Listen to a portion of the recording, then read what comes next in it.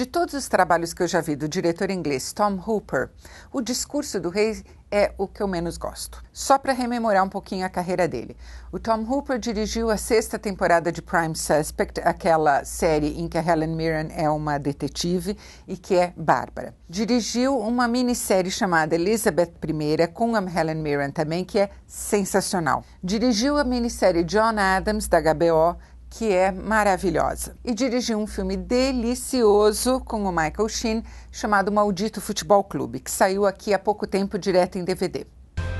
Come on!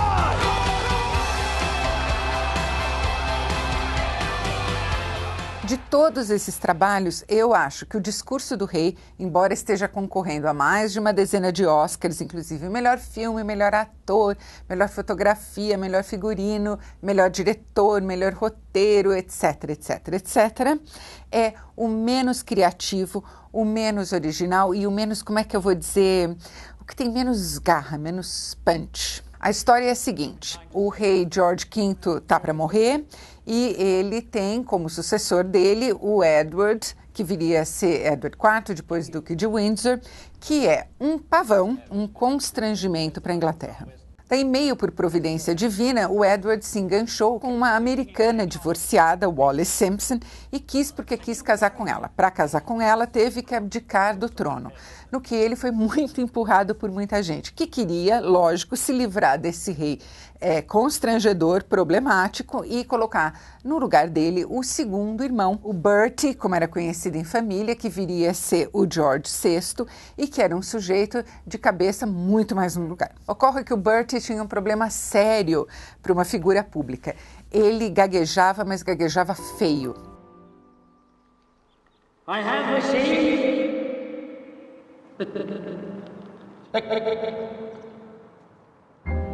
Gaguejava não só em situações em que ele estava exposto publicamente, mas gaguejava em família, gaguejava na intimidade. Bastava ele ficar um pouco nervoso, se sentir um pouco fora do elemento dele e lá vinha a gagueira. O Colin Firth faz o papel dele maravilhosamente. Você vê que a gagueira é uma expressão da frustração, da impotência, da situação dificílima que é ser uma pessoa que tem que fazer tudo para que os outros pareçam estar fazendo bem o papel deles, mas que não tem um poder real. É um sujeito que está lá espremido entre as convenções e os códigos de uma monarquia que, ao mesmo tempo em que não tem autoridade de fato, tem um papel simbólico e, portanto, um papel político muito considerável ainda. O rei tentou várias curas para o problema dele. Insert them into your mouth. Enunciate.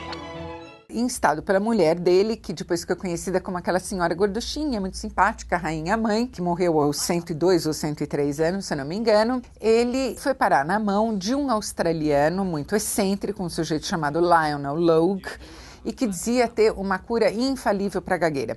Ao contrário da maior parte dos médicos da época, o Logue achava que a gagueira não era um problema mecânico, ela não é um problema de fala, ela é um problema psicológico. No que, claro, ele estava coberto de razão. What was your earliest memory? I'm not here to discuss personal matters. Well, why are you here then? Because I bloody well stammer! Do you know any jokes? O que ele fazia, então, era tentar ganhar a confiança do paciente, mostrar para ele que o problema não é mecânico e tentar chegar à raiz do problema, fazer a pessoa ganhar confiança nela própria. Up comes your Royal Highness. It's actually quite good fun. Yes.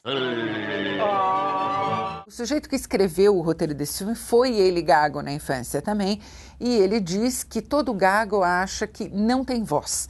Ele acha que ele é uma pessoa que não merece ser ouvida, que não pode ser ouvida, porque quando um gago começa a falar, e as pessoas à volta dele vão ficando com aquela expressão de ansiedade, impaciência, pena, elas próprias cheias de frustração também, e que é uma sensação tão horrível, tão dolorosa para a pessoa que está gaguejando ver aquilo, que ela acha que é melhor ela não se manifestar.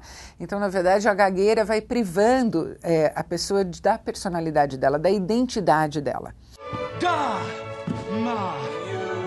Então, não é que o filme seja ruim, não é não. É um filme bonitinho, bem feito. O Colin Firth tá ótimo, o Geoffrey Rush tá legal, não tão maravilhoso quanto todo mundo vinha dizendo que ele tá, não acho tudo isso, mas acho que ele tá bacana.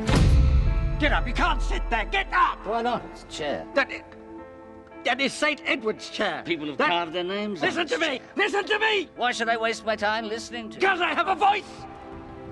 Yes, you do. O que acontece é que o filme é muito quadradinho, assim, parece aquele filme feito para ganhar Oscar. Nem na HBO, nem fazendo coisas para televisão, como fez várias vezes, o Tom Hooper foi tão quadradinho quanto é nesse filme. Eu acho que as pessoas gostam muito do filme, primeiro, porque, como eu disse, ele é muito agradável, bonitinho, bem feito, o Colin Firth está ótimo. As pessoas têm uma fascinação mesmo com a monarquia britânica, adoram histórias da monarquia britânica. Não critico ninguém por isso, eu gosto também. Eu só acho que falta criatividade, principalmente porque o filme vem ganhando impulso nessa corrida para o Oscar, que não é brincadeira. E eu acho que como trabalho final e como trabalho de direção, não tem comparação entre Rede Social, Cisne Negro, 127 Horas e O Discurso do Rei. Ele está muito aquém desses outros, na minha opinião. E eu não gosto muito também do filme omitir certas circunstâncias. Por exemplo, toda essa fixação do Edward com o nazismo, esse entusiasmo dele pela Alemanha nazista. Isso é fato público notório, mais do que destrinchado. O único lugar em que isso não é reconhecido de cara é no site oficial da família Windsor mesmo. Então, por que esconder isso? Até adicionaria conflito à coisa, que eu acho que falta um pouquinho no filme. E também colocar um Churchill ali fazendo umas coisas que o Churchill não fez, uma interpretação super caricata dele. Não gosto dessas falsificações históricas, ainda mais porque elas não fazem o menor sentido aqui. Não é que elas confundem, elas acrescentariam drama a um filme que, na minha opinião, carece de palpitação. Então, olha, nada contra o Colin Firth ganhar o Oscar, ele já estava estupendo o ano passado em O Direito de Amar, perdeu para o Jeff Bridges, esse ano ele é disparado favorito, tem outros atores na parada que eu acho fantásticos também, mas me daria muita satisfação ver o Colin Firth, que agora com 50 anos está fazendo o melhor trabalho de longe de toda a carreira dele, ser reconhecido.